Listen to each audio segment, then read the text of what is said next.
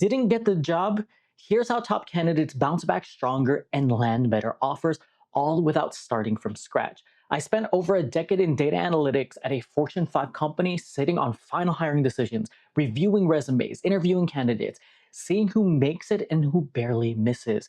And the people who almost got hired, most of them just needed a few small shifts. This video gives you that exact edge. You'll learn a step-by-step system to turn rejections into results so you can land your next interview faster and walk into the next one 10x sharper than the last time. I'm Jeff, and I first became a data analyst over 13 years ago. I'm a business analyst consultant now at a Fortune 5 company where I've been over a decade.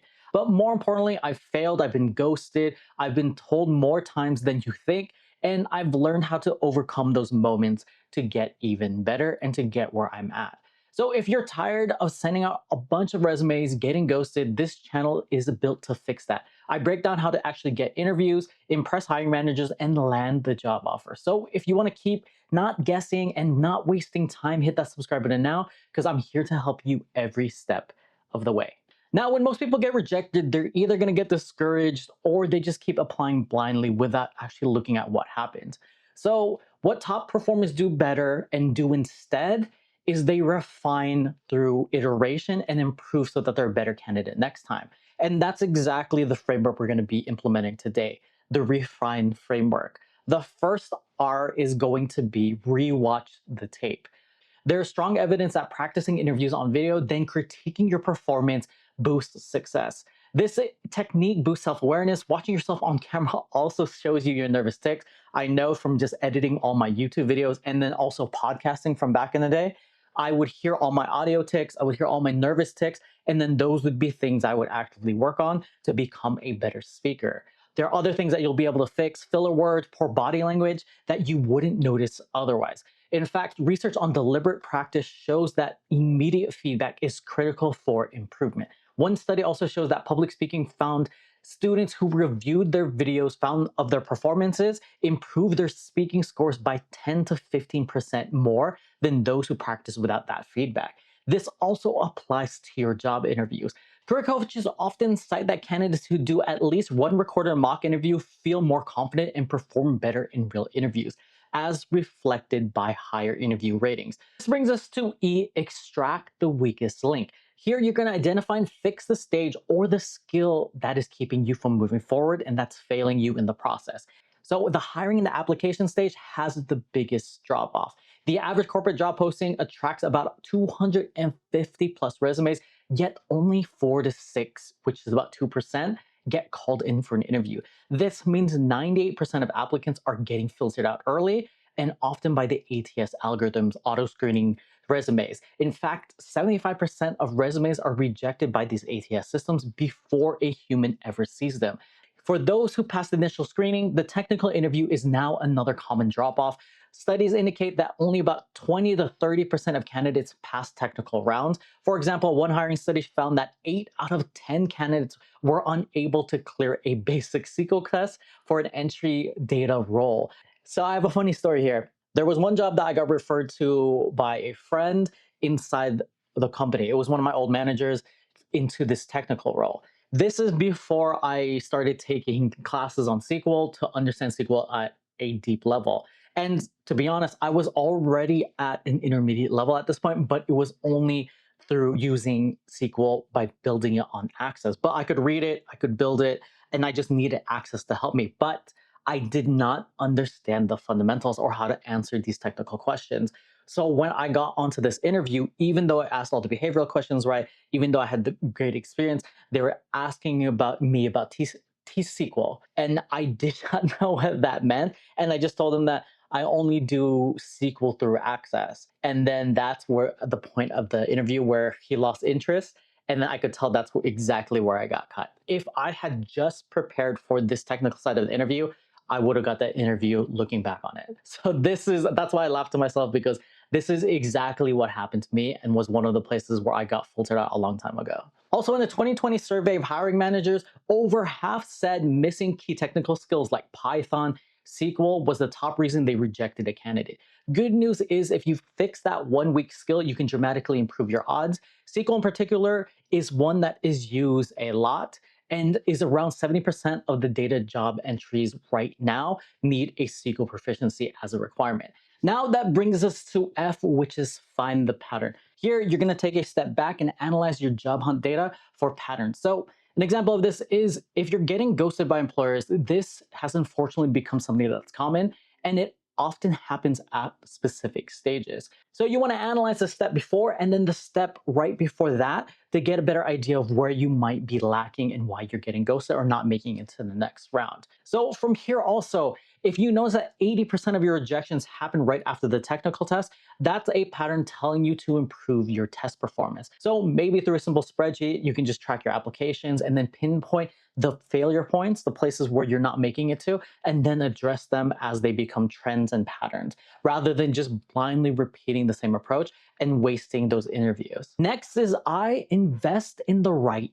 fix. Here, you're going to prioritize learning the skills that matter the most. Don't just chase every shiny new skill, but focus on the high impact ones that data analytics employers actually demand in your area. I went over this in a video in the very beginning, but I'm reiterating it here because it's really important to actually look at your job market data and then base your skill set and what you're going to be learning, especially if you're new and coming into this, on what is in demand inside your market. Also, in certain job postings, technical skills come up again and again. Analyzing thousands of data analyst listings, the most frequently required skills are Excel, which is 80% of postings, SQL, 70% of postings, Python, 50% of postings, and then communication skills, data visualizations, Tableau, Power BI also rank high. Right now, I was just talking about my manager, is that with candidates come in, if we were to choose, we would choose the candidate that understood AI rather than the candidate that didn't,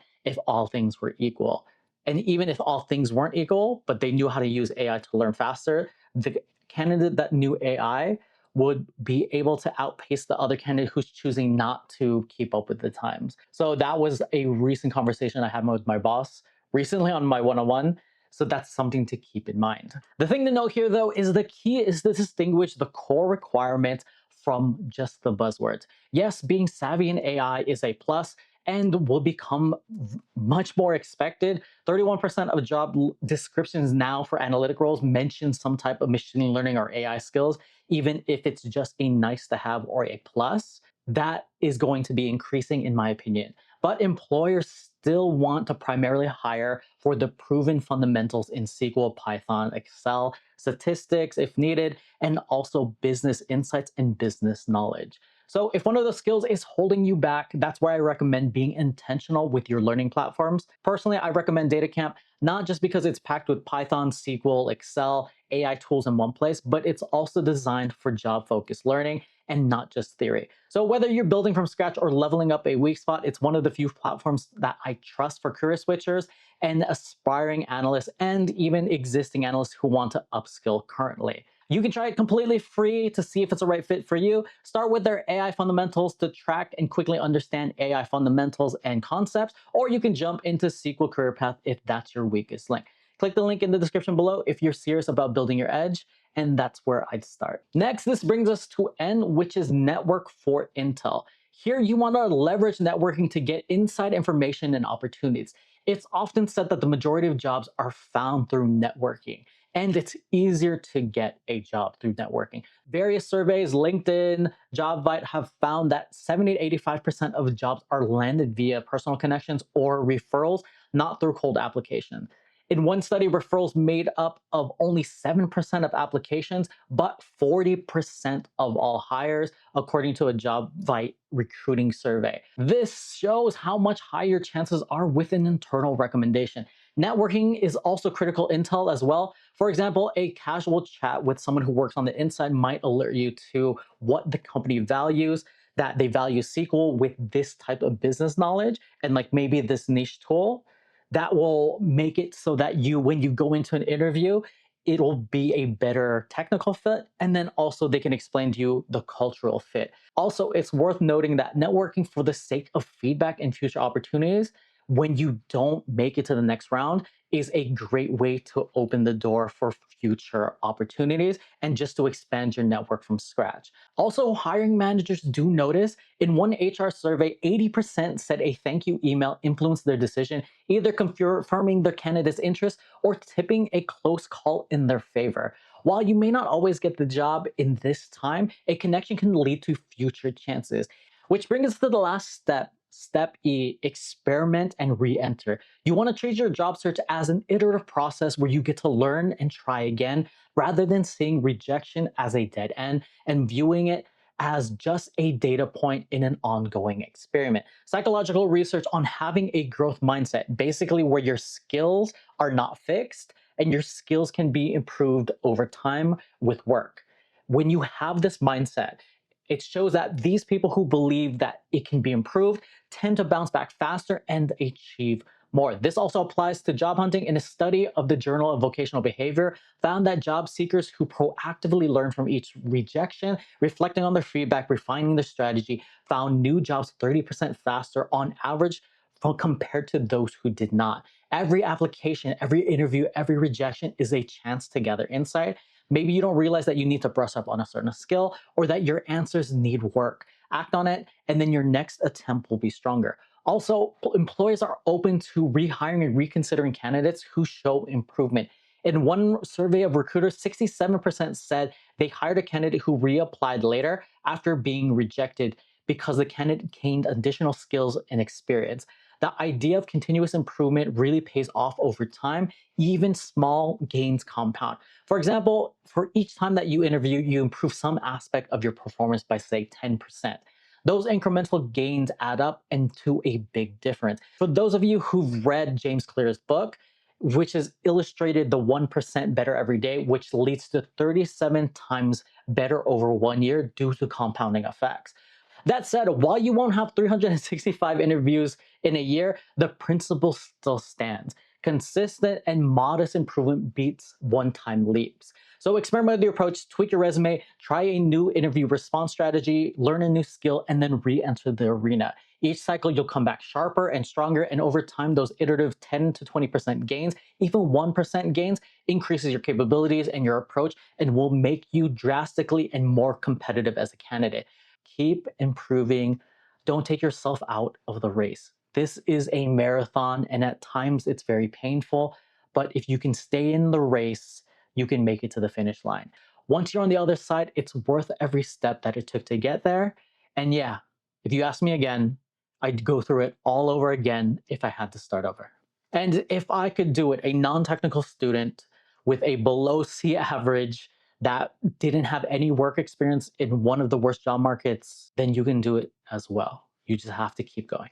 We just wrapped up the final step, H in launch. And if you've been following this whole video series, you now have the full blueprint to go from zero to your first data job. Now, that is a lot to take in, hours of strategy, frameworks, tools. So what I've done is I pulled everything together into one epic launch starter kit. Inside, you're gonna get the exact step-by-step roadmap for the whole series and to shortcut all of the videos and make it easier to implement. Every AI prompt that we covered, including proven AI resume prompt to land more interviews faster, all scripts that I mentioned, including the ones that make networking online easier from scratch, and the handpicked tool list, paid and free, so that you know exactly how to use and when and what would be good for you. You can grab that now in the link in the description below, and then just tell me where to send it. I'll deliver the entire kit straight to your inbox so you can start putting the plan into action today without losing momentum. And if you missed any of the videos in this Epic Launch video series on how to become a data analyst from scratch faster, catch up by clicking on the playlist here. Watch that now, and until next time, query responsibly, and I'll see you in the next video.